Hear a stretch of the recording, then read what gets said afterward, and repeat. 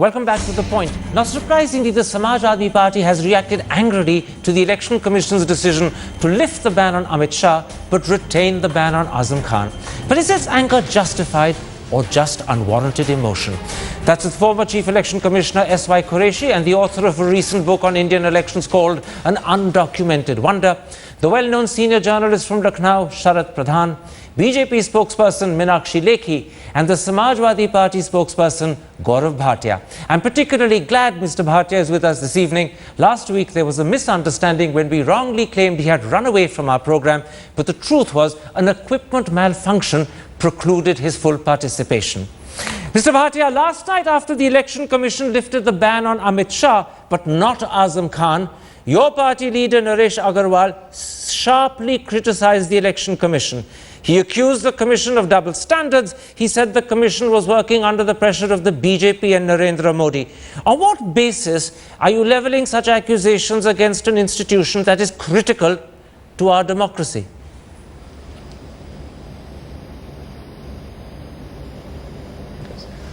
First of all, let me say this, that Election Commission of India is a constitutional body and deserves highest respect. We have highest respect for this body.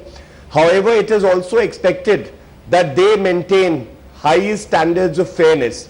I'll just give you two points, and that would make it clear why there is a shadow of doubt looming large over Election Commission of India. For Mr. Beni Prasad Verma, his reply was submitted to the Election Commission of India and they took 5 days to decide the representation by Mr. Beni Prasad Verma, and he was let off by only saying that we expressed displeasure, whereas he has also made very derogatory remarks, very serious remarks, which were overlooked by the Election Commission of India. When it came to Mr. Amit Shah, who had made such serious remarks that, you know, there should be revenge and people from the minority community should be punished, and why should the majority vote for such people, all these were overlooked. His representation was decided in 2 days' time. His reply was looked into before orders were passed. When it came to Mr. Azam Khan, he was given time to file reply till the 11th of April, and it was till 5 p.m. The order of the Election Commission came within a few hours. If, not even considering the reply of Mr. Azam Khan, there is no reference to his reply.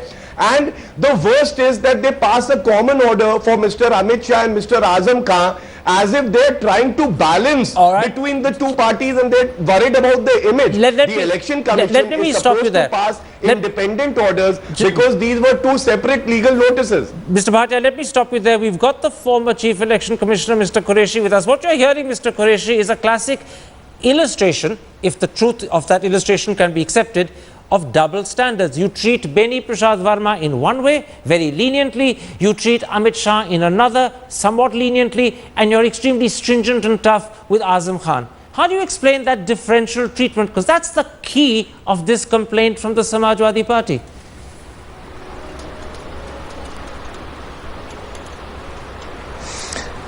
Karan, since I was traveling, I don't have the detail of this particular case, but I can answer on the basis of previous cases. And Mr. Bhatia mentioned Beni Prasad's case. I think that's a good example to give. What happened was, in his case, Mr. Beni Prasad was continuing to defy, and then he decided to contest it. He put up the best lawyers in the country, and we started arguing in the court. And in the middle of the hearing, when they realized the futility of this all, then they read out from their mobile phone as an unconditional apology. Now, once the unconditional apology came, in other cases, and he assured us that he will not do it again. That is the time when they said, all right, don't do it again. So if somebody tries to prolong it through litigation, so what can Election Commission do? Sharat Pradhan, the key is the explanation that Election Commission sources are giving in private to practically every television channel. They say they lifted the ban on Amit Shah because A, he expressed remorse and even indicated that perhaps he'd used the wrong words, and B, and more importantly, he gave a solemn pledge that he would not do anything which would prejudicially affect public tranquility and law and order. Azam Khan did neither of those two things. Does the difference explain the different treatment of the two people? Precisely, that is what I've been told by the Election Commission, that Amit Shah submitted an unconditional apology, and he went to the extent of saying that even the best bowler can give a no ball. So this is a mistake which will not be repeated. So, whereas in Azam Khan's case, I think they have compounded their mistake. The Samajwadi Party has compounded the mistake by accusing the Election Commission of being partisan. Even before this Amit Shah reprieve came, they had started accusing the Election Commission of being partisan, which is not right. They seem to be. I think the idea is to convey that even the Election Commission, probably they can read the writing on the wall, that things are not very favorable to them. So at the end of the show, they can all jolly well blame the Election Commission for not allowing Azam Khan, otherwise he could have made the world of a difference in the remaining parliamentary elections. That is the kind of alibi they could take. Meenakshi Lekhi, one of the key points that was being made by Gaurav Bhatia earlier was that in fact there's a fundamental difference between what Amit Shah did and what Azam Khan did. And what Amit Shah did was much worse, because Amit Shah, in calling for Badla, was actually provoking people. On the other hand, Azam Khan was only making foolish boasts.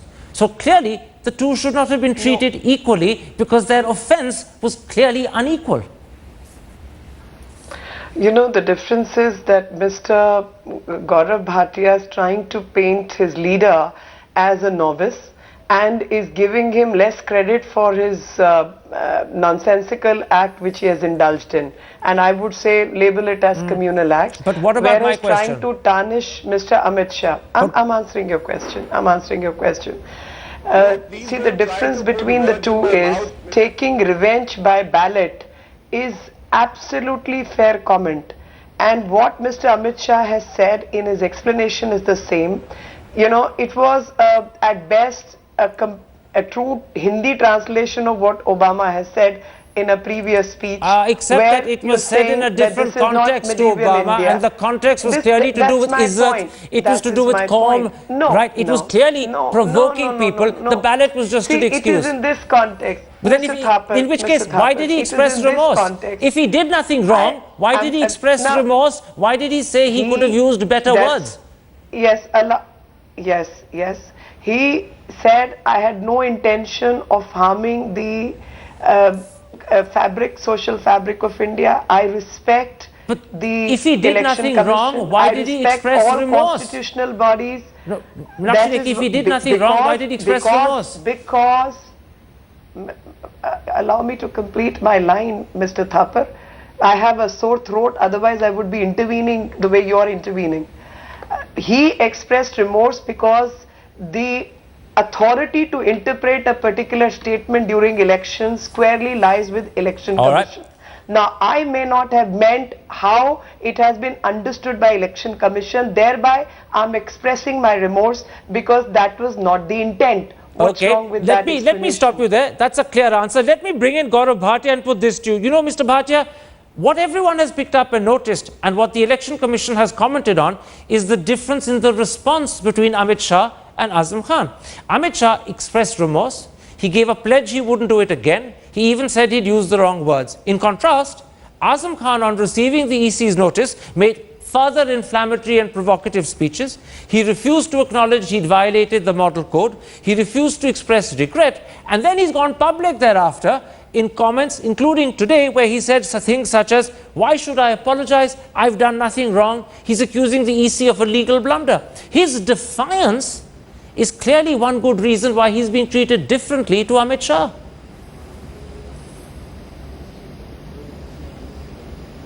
Karan, let me first say this, that Mrs. Lekhi is trying to make it very simple when she is saying that Mr. Amit Shah said that take revenge through ballot. I would just say that Mr. Amit Shah in Bijnor said that a particular party has given 19 tickets to the minority community, which targets your ladies, so take revenge. He called names. He said Mullah Mulayam. Mr. Bhatia, I know it's tempting to talk instead about Amit Shah, but the question was about Azam Khan and his defiance. And I'm saying to you that that defiance and that provocative response was one good reason why he's been treated differently to Amit Shah. Let me tell you this, Karan. Yes, Let me answer your question. Under the Constitution, even an order passed by the Election Commission of India is subject to judicial review. There are legal remedies available. So what Mr. Azam Khan has said today, that on various grounds and fundamentally on the ground of violation of natural justice, where his reply has not been considered before passing an order, he will challenge the same. Are you suggesting to me that Mr. Azam Khan is going to take the Election Commission to court? Is that what you're saying? That Azam Khan will take the Election Commission to court? That is what Mr. Azam Khan has said. Well, that's not what he said. Forgive me, that's not what he said. He spoke defiantly, critically, if not offensively and abusively. No, forgive me. I don't think that's what he said, but I won't quarrel with you. I think you've not heard his today's statements. He clearly said that he will challenge the order. All right. And therefore, let me tell you, legal remedies are available to every citizen. If he's going to challenge the order, then he can't expect lenient treatment and understanding at the same time. It's contradictory. Let me bring in the Chief Election Commissioner and put this to you, Mr. Qureshi. The problem with giving Amit Shah a second chance, and that's the exact language the Election Commission is used, is that it's clearly the triumph of hope over experience. Because Amit Shah, on 3 separate occasions, actually made provocative speeches. When you give him a second chance, there's a very good chance that he'll in fact do the same thing again. So has the Election Commission, your successor colleagues, been naive?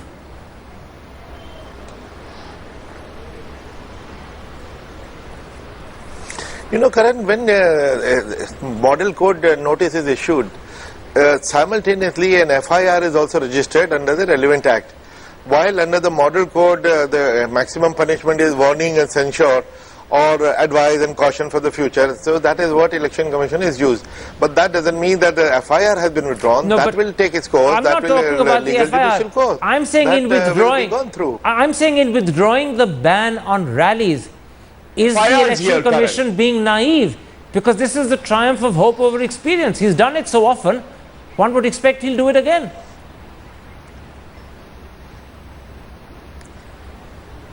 No, but if he does it again, then he will face the consequences. All right, let me bring in Mr. Pradhan at that point. Mr. Pradhan, I want to repeat that question and put it like this. Is the Election Commission being over-trusting of Amit Shah? Or, and this is the flip side, was Amit Shah extremely clever and strategic in stressing remorse and guaranteeing he won't do it again, whilst Azam Khan, with his defiance and obduracy, ended up hammering nails into his own coffin? I think you said it absolutely right, because Amit Shah has been politically expedient. He knows time is running out, and the best way to get out of it was by seeking an apology. And I mean, I wouldn't be surprised if he repeats it, though I'm sure that if he repeats it, he is going to cause harm to Modi. Because a lot of people who have switched to Modi, who are coming out in favor of Modi, will not appreciate this. I am not talking about the traditional BJP voter, but certainly others will not like it. There has been a, let me point out one more thing, Mr. Thapar. Yeah, go ahead. Yeah, in fact, what Mr. Azam Khan did has, there's been an outrage. Even there was a new open letter written by an ex-army officer in Lucknow, a Muslim army officer, the day before yesterday, who has condemned it, and he was described the entire that war also, and he is he is kind of reprimanded Mr. Azam Khan for reducing army to insinuating the kind of things which are non-existent. Mr. Pradhan, I'm grateful that you're bringing out the way people have responded to both Amit Shah and Azam Khan, but that's not quite what we're talking about. Let's come back to our little discussion, because I think that's the important one.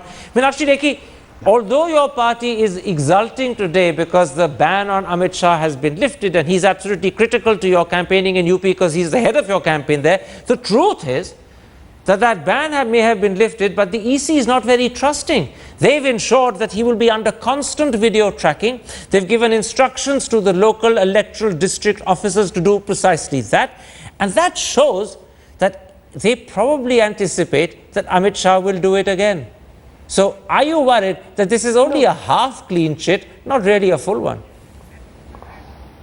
No, I think I question your insinuations. I question the manner in which you're pitching your questions, because if somebody has given an undertaking, that is undermining the intellect of the person who has given the undertaking and undermining the authority of Election Commission. Election Commission knows its job very well and knows how exactly to hammer its orders on untrusting people and people who violate it. Now you are questioning Election Commission's intelligence and you are questioning I'm not questioning the Election Commission's intelligence. I'm actually saying that they don't trust Amit Shah, and that's why they're having him constantly video tracked, and that he hasn't got a clean chit. At best, he's got a half clean chit. You are insinuating against my party and I'm interpreting a different word. My leaders. Insinuation is not what I'm doing. I'm interpreting. This manner of questioning. If any violation you may not like the manner of questioning, but that's the question you're getting from me. Prior to that, taking a debate into a different direction. I'm not taking a debate into a different direction, but you're choosing to quarrel and you're choosing to claim I'm insinuating when I'm not insinuating, I'm interpreting. The two are different. You're questioning Amit Shah's remorse.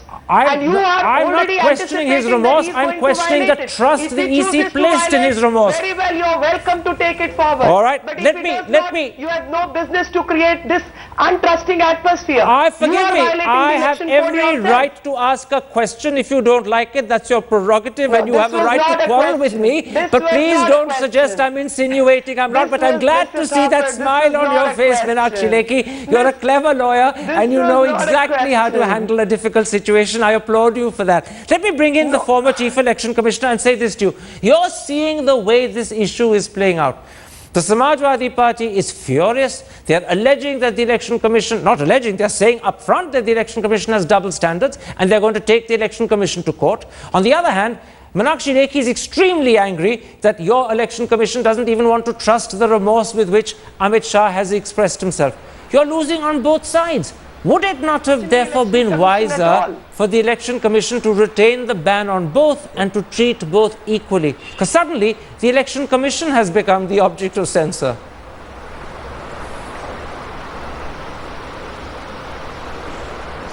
Well, I don't know. The Election Commission sometimes feel when they are attacked from all quarters, they must be doing their job very well. So that balances out. Giving a second chance, that is the normal practice of the Election Commission.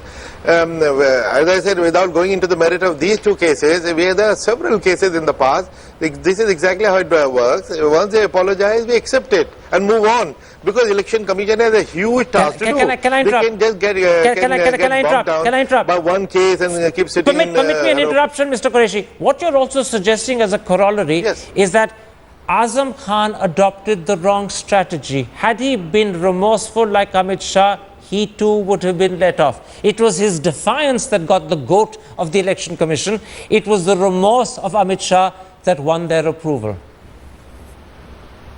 No, it shows the temperament of two people.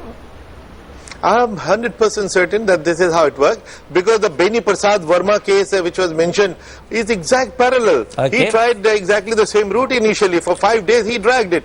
You know, it went on, and then lawyers came, and then finally when they decided that they were following a wrong path. Okay. Then on the telephone they got the apology, read it out in the court, open court. I was chairing that court. Absolutely. And we immediately accepted it. Sharad Pradhan, let me put this to you. This is an issue on which the Election Commission will be deeply concerned about their partiality or impartiality, their credibility, and how the nation responds to what they've done. Because when you impose a ban and lift a ban, those are critical measures that bring you straight into the public eye.